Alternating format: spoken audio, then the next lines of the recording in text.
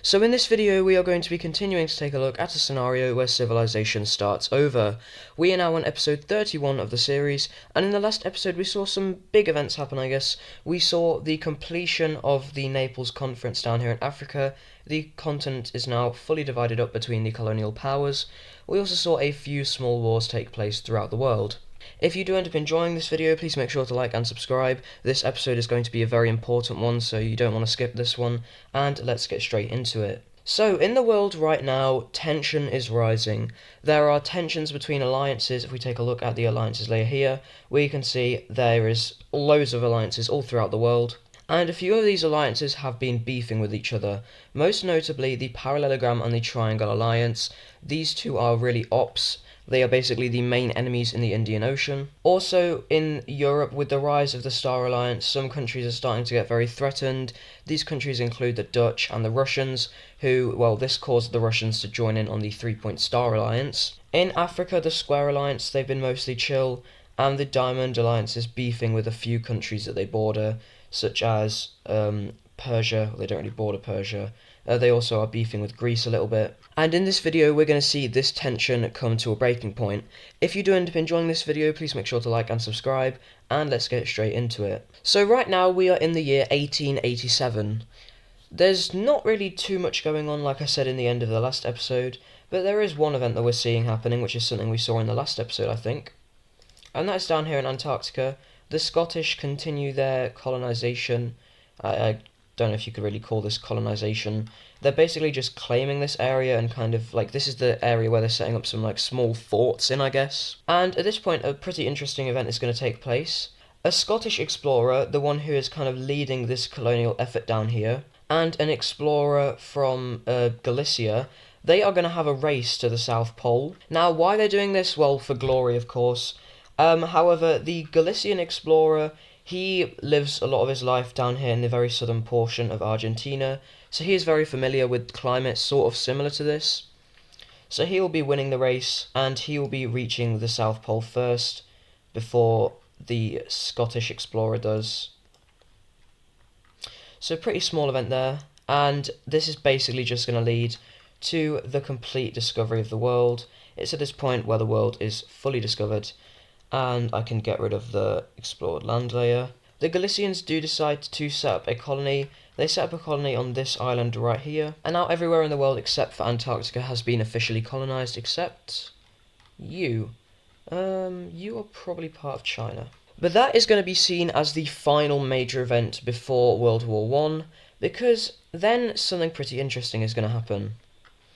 In the Indian Ocean, the King of Bangladesh, he is on a mission to go and meet up with the King of India, who is currently in Australia. They are discussing a meeting regarding some pretty sketchy stuff with the Parallelogram Alliance.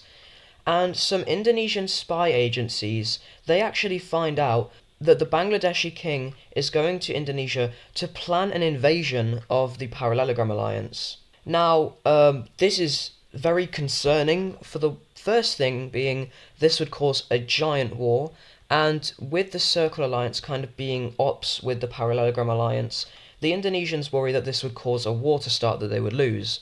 So they decide through any means necessary to stop this meeting from taking place. They just want to get in the way of India and just stop the Triangle Alliance. So as Bangladesh, or the Bangladeshi king rather, is going down to meet with India down here, Indonesia is going to send out some submarines, and they are going to meet up with the boat right here. And they are actually going to be firing torpedoes into the boat, causing it to sink, and every single person on board dies. There are lifeboats, sure, but you're in the middle of the Indian Ocean with no one nearby.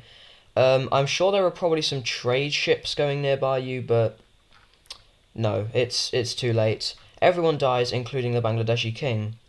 Now, India doesn't find out about this for now.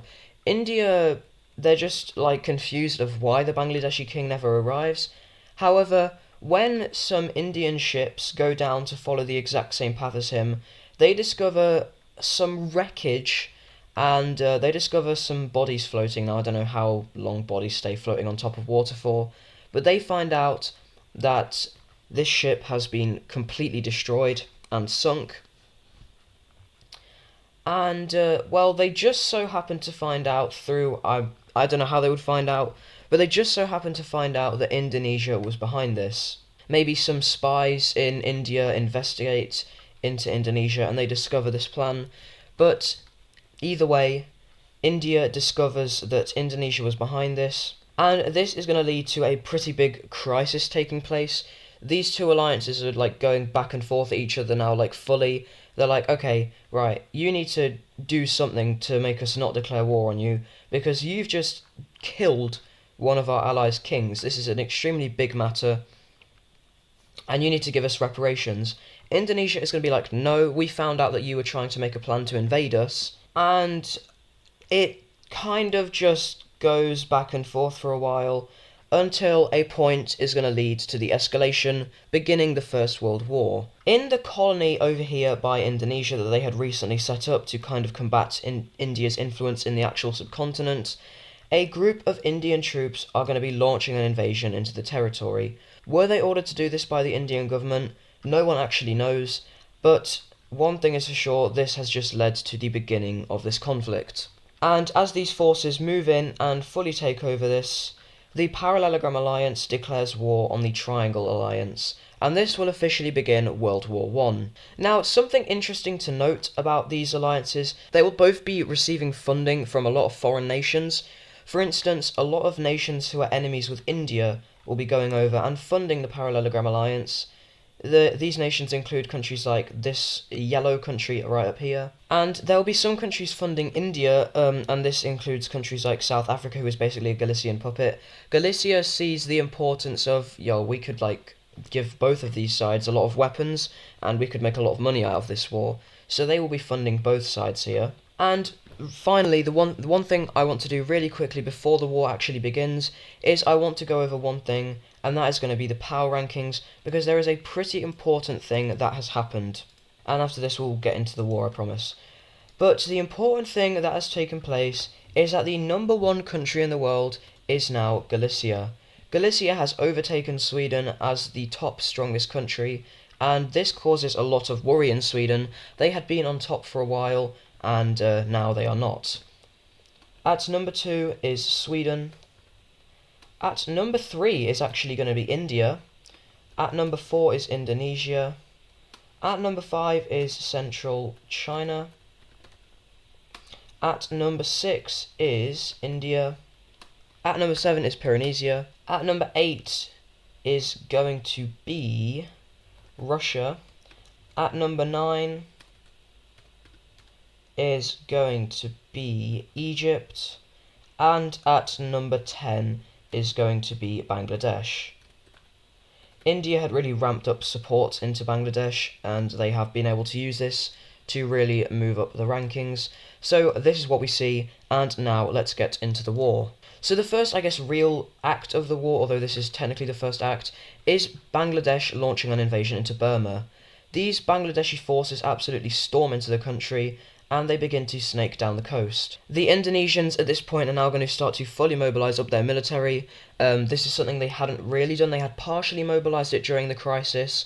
However, India had fully done it, and this is going to allow them to see a lot of success into the war at the early stages. These Bangladeshi forces absolutely storm in. However, then a kind of counter-attack takes place. Vietnam launches an invasion up into this area over here as kind of a distraction. However, due to the fact that Bangladesh is a lot stronger than Vietnam here, they are able to quickly repel this advance and move into the nation. Over in Africa, the Indian forces that had been stationed in this country, this is kind of like a Mozambique country, I guess, they will be moving up and they will be storming into this Tanzanian colony. They will be moving up and capturing this city as well as Zanzibar. I believe this is Zanzibar. If I'm wrong, please correct me in the comments. And they will be meeting up with this river right here. We also see good success for the Triangle Alliance as the Somalian country up north launches an invasion into this colony. But now we need to move over to Australia, where core Indonesian land, core, it's kind of an Australian colony, but it is close to the mainland. This land is going to be launching an invasion into the Indian colony. They quickly move in and capture the coast, They had had a plan to do this for a while, as it had kind of been a big pain in the ass for them, this Indian colony down here. So they managed to quickly move in. And the Indian king, who is currently in Australia, he is in this city right here, it's kind of his holdout. He is going to be put under a lot of stress. However, he understands that maybe moving into India is going to be even more dangerous. So what he decides to do is leave on a voyage, and he goes over to Madagascar. Pretty good that he decides to do this though, as India is continuing to be pushed back here. As special desert forces are even launched into the main area of it, I guess, the outback area, to go towards this city, and these guys meet up with the coast, and this land over here is going to fall. Back over in Southeast Asia, we see the Indians continue to have some success. However, a thorn in India's side is going to show here, and that is actually going to be a new country joining in on the Parallelogram Alliance. And that is going to be this mint country right over here. So if you remember your history from this series, you'll know that this mint country actually used to extend all the way down here into India. However, India on their expansionist arc beat these guys in a war and forced them up north. These guys since then have had major trade restrictions. They have basically been controlled by the Indian economy, and they are sick of it, so they will be launching an invasion into India. They capture the capital city of this puppet state, and they do pretty decently, even crossing into mainland Indian territory right over here. If we take a look at the province layer, we can see that India has a very populated area right here, and it's kind of concerning for them as these forces are now approaching this area. This is like their main financial district, I guess, so losing it would be a very big blow for them. The Persians will then be sending over a lot of supplies and resources and weapons to India, and this will actually come along with a naval invasion. It lands very close to the Indus River, however it does actually get pushed back, and the Persians begin to think of another way of invading into this country. Down over here to Africa, we see these Indian forces in this purple country continue to see success. They cross over into the river, and they just blitz about all throughout this country. However, with a lot of Indonesian and some Taiwanese and Vietnamese forces now on this front line, they actually begin to see some pushback against Bangladesh. However, a new event is going to take place that is going to heavily hurt Indonesia, and that is going to be something I had been hinting towards. That is, of course, the Circle Alliance joining in on the war. The Circle Alliance, led by China, is a fundamentally expansionist alliance, and China had been looking at South China for a while, and they had just been thinking, we could invade these guys. However, them joining in on the Parallelogram Alliance really threw a wrench in that plan, but they will not be having this stop them, so Chinese forces join the side of India, and they launch an invasion in. They quickly cross the border, capturing a major city, and snake along the coast, cutting off Hainan Island, and it's probably at this point where South China is very thankful that they decided to move their capital over to this island, and China continues to move in. But now I'm going to be moving on to a new aspect of this war, and that is going to be the naval battles. Oh, I just realised this layer is kind of outdated. Hang on 1 second. So the navies of India and Indonesia are going to be going to, I guess, a naval warfare here. As we're going to see, this allows some landings to take place. We'll be able to see these guys will try and make some landings rather. Over in Australia, the Indonesian Navy had really heavily pushed back the Indians. This is what had taken place earlier in the war. However, over here in the Indian Ocean, the Indians send out a naval force over to Sri Lanka. A very large naval battle takes place right here, and the Sri Lankan coast is going to be approached and even connected up with. This Indonesian area over here had been taken. Over in the African colony, the Somalian Navy manages to push back the Indians, or Indonesians. I'm sorry if I keep getting those two confused, but this is basically the final straw for this colony, as it is pushed all the way inland and guerrilla warfare fighting now takes place. Over in the Chinese Sea, or the South China Sea I think, the Taiwanese Navy is pushed back by the Chinese Navy. The Chinese Navy is extremely capable, and a landing takes place on the island, leading to the full capture of it. The Navy then is pushed back even more down to these islands, and the northern Philippines is now approached. However, it's actually not going to be going all bad for Indonesia, as two new nations will actually be joining in on this war, and that is of course going to be Korea and Western China. These two are basically the counter-alliance to China, and tensions had recently been brewing with these two alliances, being this country had broken away from Korea and then joined the Circle Alliance. So these guys will be joining in on the war, and they will be immediately having some success. Korea manages to blast straight into this northern Korean, country over here, and the western Chinese country launches an invasion into northern Bangladesh. This is an extremely worrying thing for China. However, they will manage to get a grip, and they manage to push into this country. We also see Beijing do the same thing. At this point, Beijing is much stronger than this southern country. They had actually lost a war to this country before, but now they are able to push back into them. Down over in Australia, this Indian colony is now going to fully fall over to the Lime team. However, over here, the Bangladesh country is going to continue to move into the Red team. Meanwhile, over here in Beijing, Korean forces now move into the country and start to see a lot of success.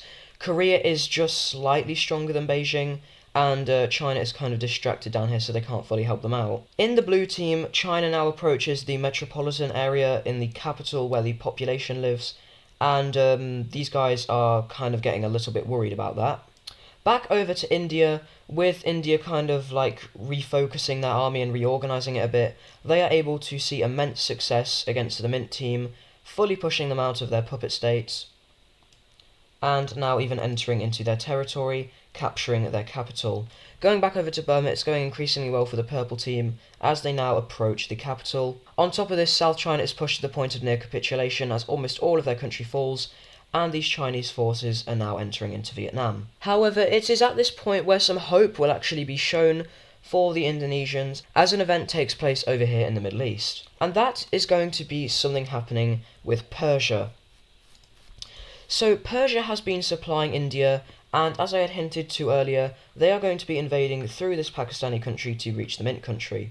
So they do launch their invasion in like this, and they go pretty well at first, even getting very close to the capital.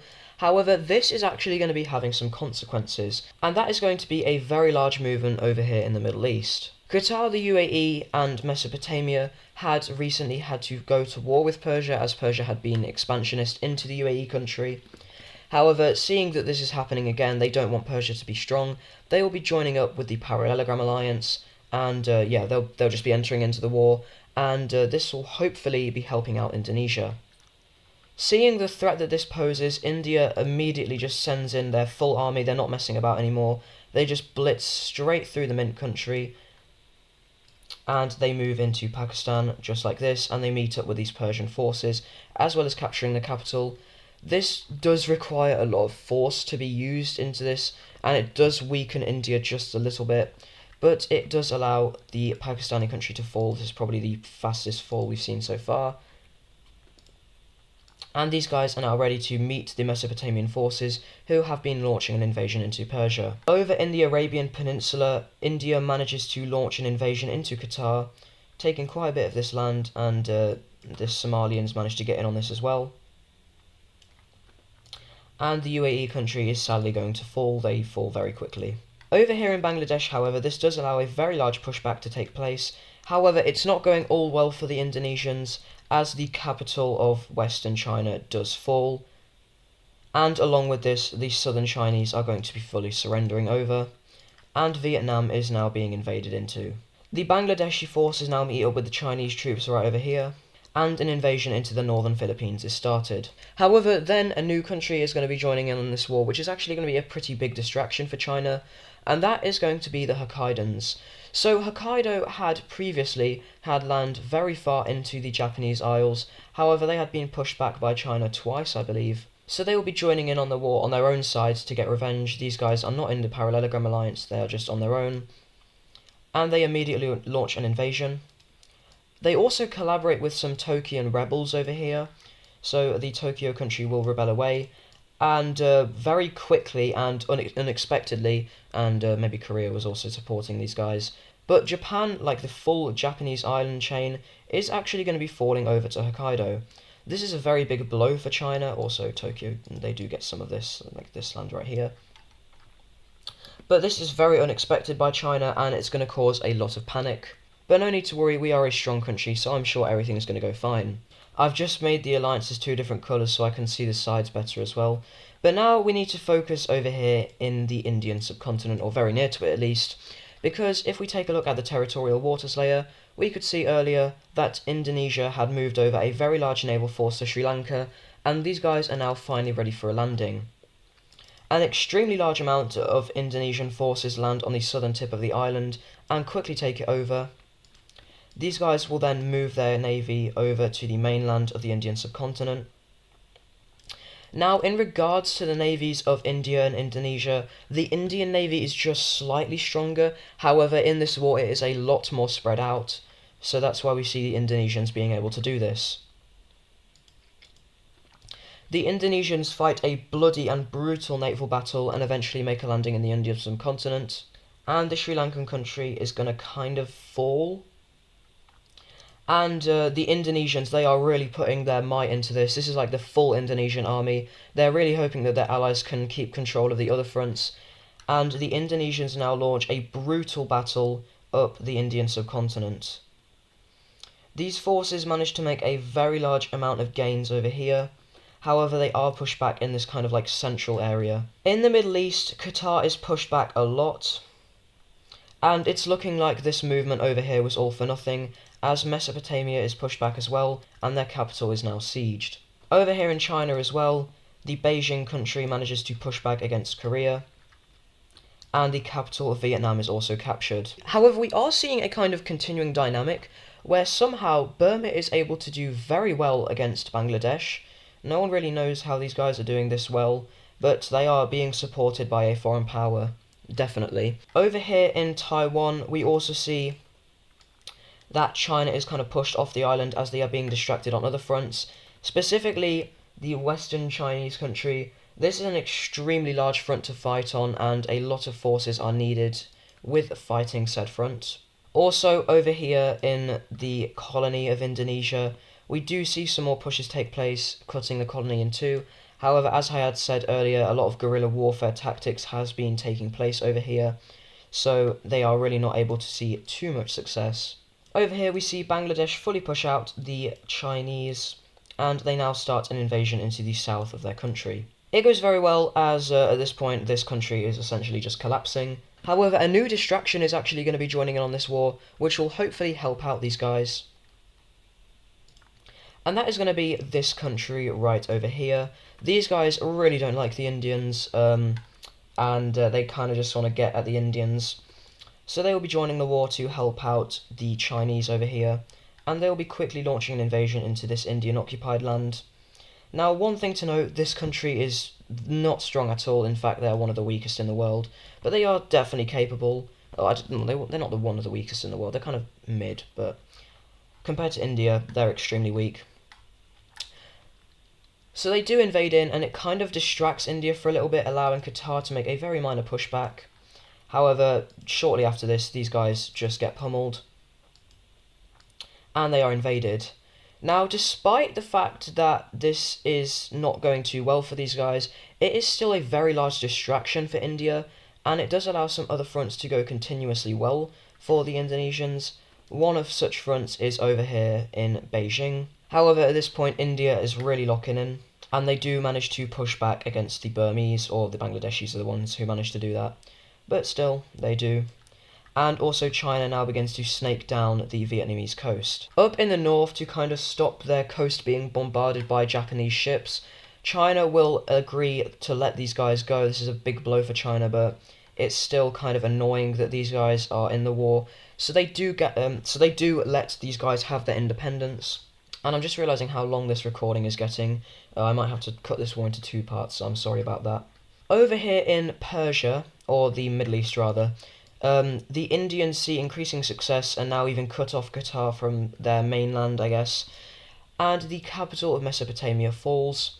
However, just then, something pretty major is going to be taking place. A new alliance is actually going to be joining in on this war to support their allies and kind of stop a specific country, and that is going to be the Diamond Alliance. The Diamond Alliance joins the war on the side of the Indonesians, hoping to kick out India's influence out of that area, and they will now be going head to head with the Indians. So like I just said, the Diamond Alliance joined the war to help kick out India's influence from the Middle East, and this is mostly in Persia, and then down here in the southern tip of Arabia. So yeah, these guys will be joining the war to hopefully put a stop to that. So the Persian forces who were able to kind of take hold of Mesopotamia are now going to be very overwhelmed. Egypt had fully prepared their alliance before they joined in on the war, so it's not like they've only just started the preparations. These guys are all ready. Unfortunately for them, however, down south, the Somalians will get the first hand, and they will take the start invading into this Arabian country right over here.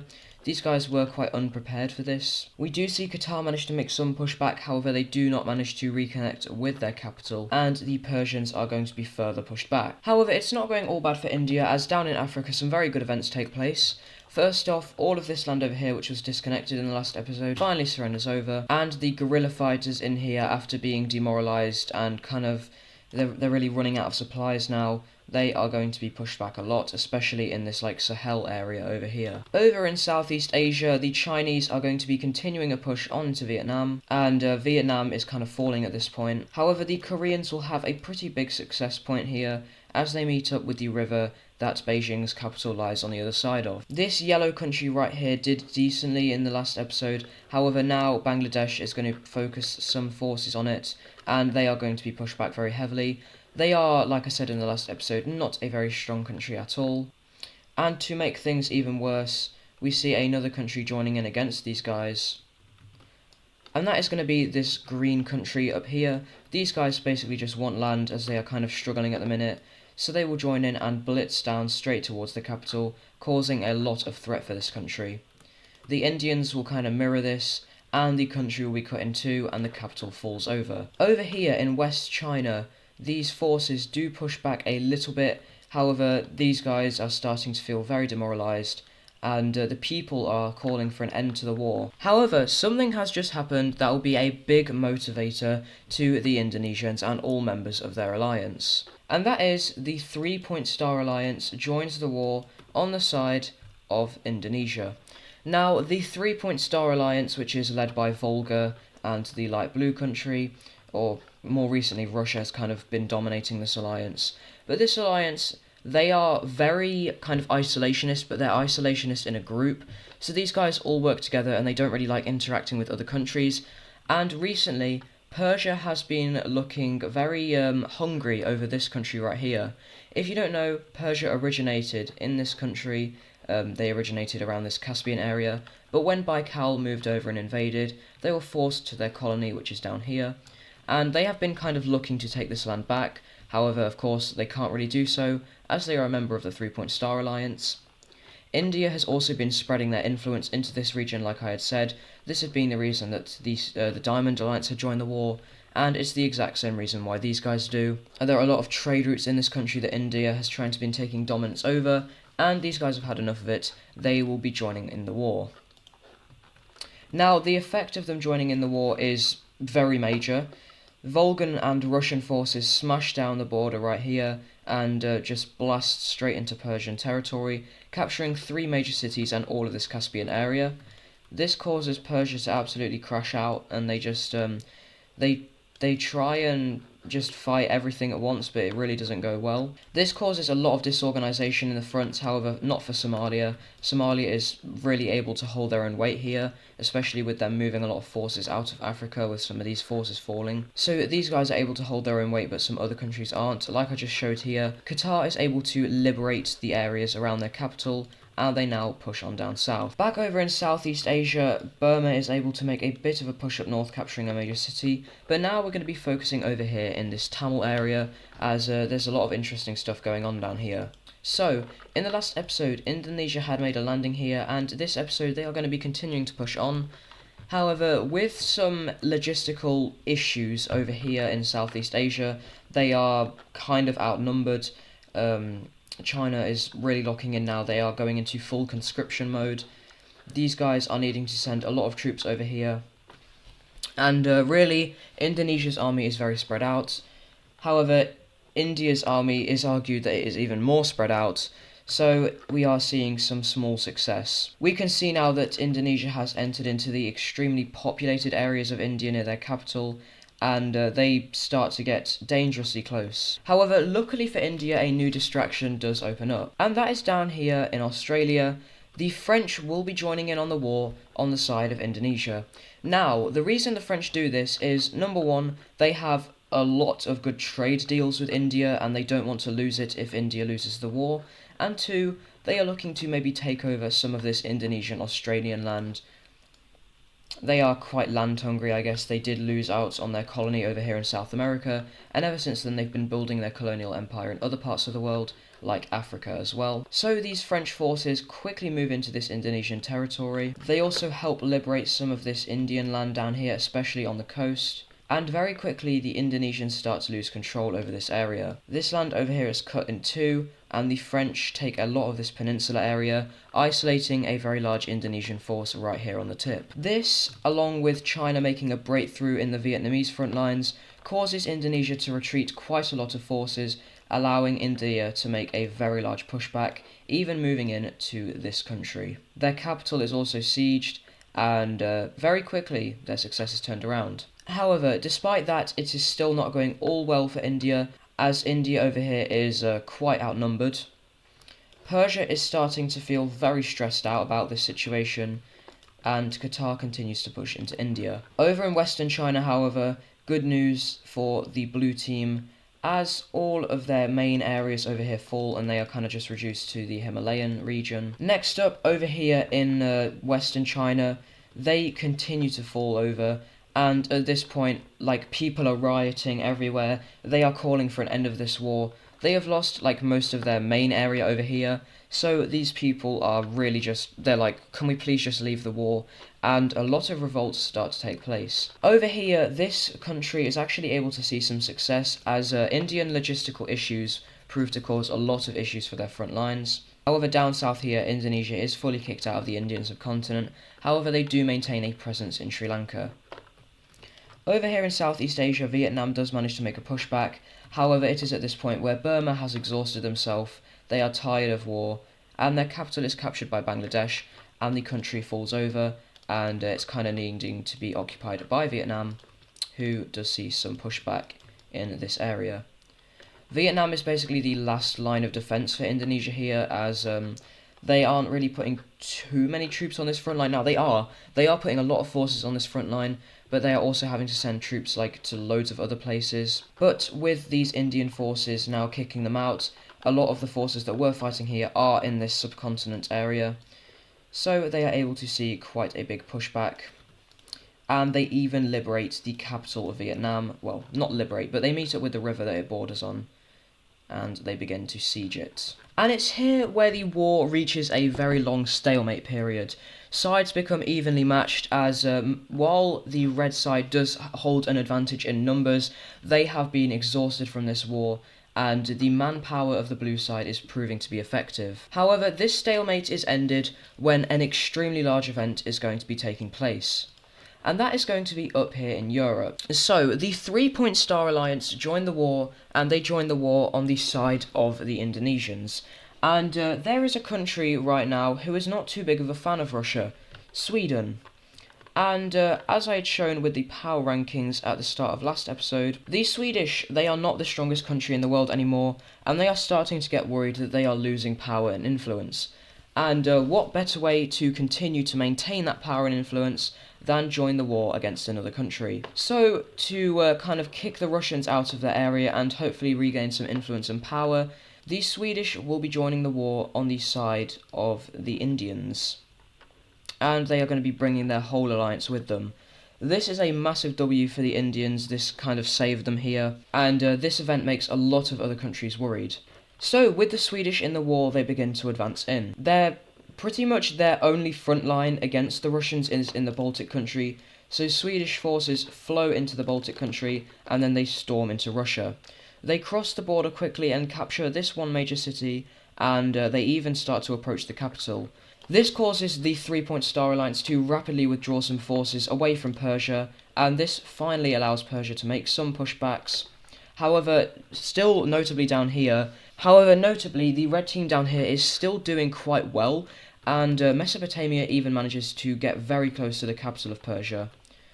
We also see Qatar continue to advance, and the Saudi Arabian country over here pushes back the Somalians. The guerrilla fighting over here now starts to get very intense as supply routes by the Somalian country kind of flow in here, and the Indonesian forces, they still fight here. They are very accustomed to this land, and it's causing a lot of these troops to now have to move over here, as it's becoming increasingly difficult to garrison this land, which is why we're seeing this pushback. Over in Central Asia, this, like, yellow, I guess, country is finally going to fall. The Indians and the green team are going to work together to destroy this country, and I'm just going to change their colour a bit because it's a bit confusing with this guy. And with that, it's kind of all over for this Western Chinese country, and we're actually going to see something very interesting happen. And that is we see multiple revolts break out all throughout this country, of a very interesting ideology, and these guys are looking to pull these guys out of the war and just reform their government as a stronger country. These guys are the fascists. So these fascist rebels who have been gaining support, they are promising these people, peace and exit of the war. Their three main promises are peace, land. They promise to give the regular peasant workers in this country a lot of farmland, which right now the government controls, and bread. They promise to give these guys food. I'm sure we haven't heard anything like this in real life, surely not. But anyway, these guys quickly gain control of the country, and their government, who is kind of setting themselves up very quickly, they decide to pull out of the war, and these other countries respect that. As Western China exits the war, this is a very big blow for the red team, and it's starting to look up for the blue side. To add on to this, after an Indian naval landing is successful in Sri Lanka, the Indonesians are fully kicked off the island.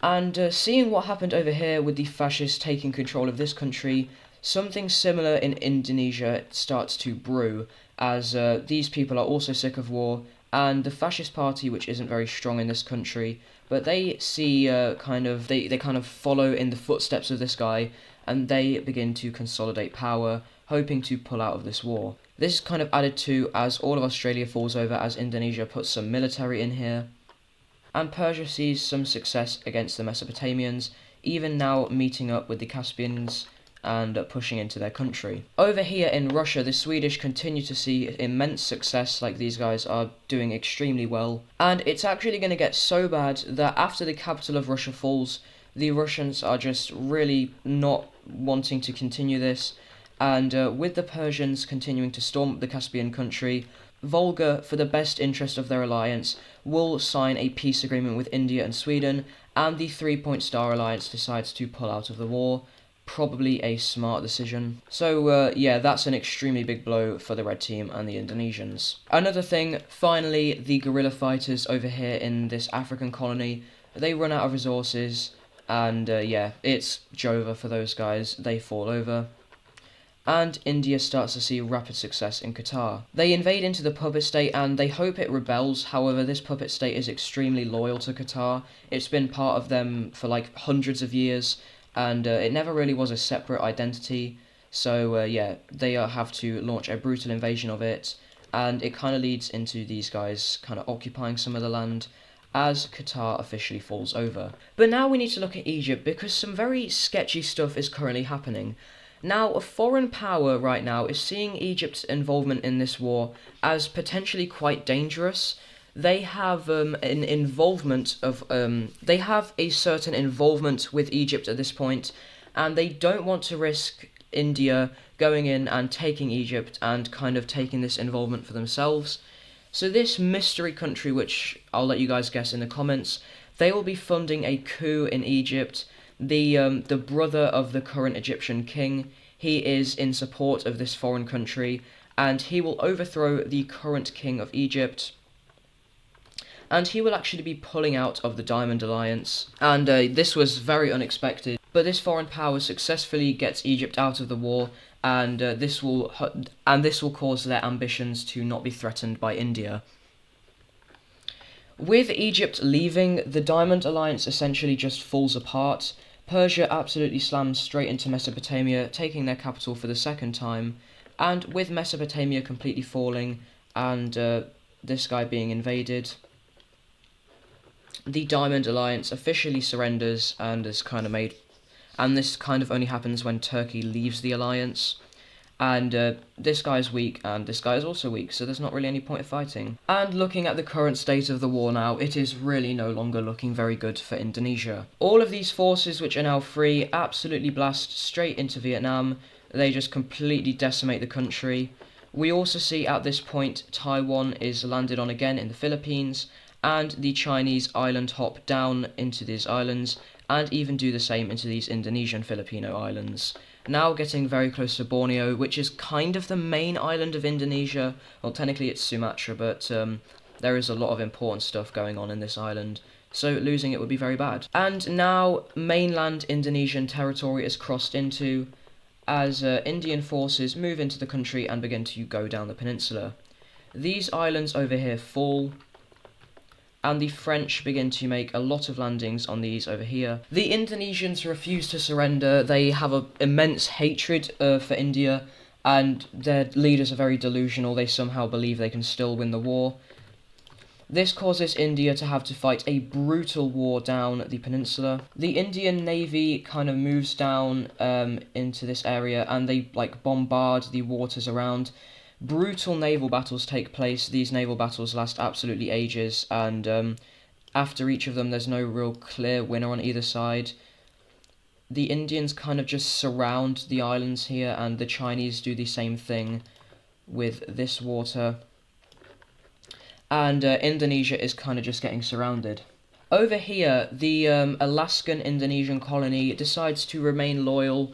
They don't break away. They basically just refuse to fight. They just kind of okay, we'll stay with you, but we're not doing it anymore. We're just out. We want to just leave. And then something very big is going to happen. After the Indians successfully manage to make a landing on Java and Timor and all of these islands down here, it's kind of just over for Indonesia.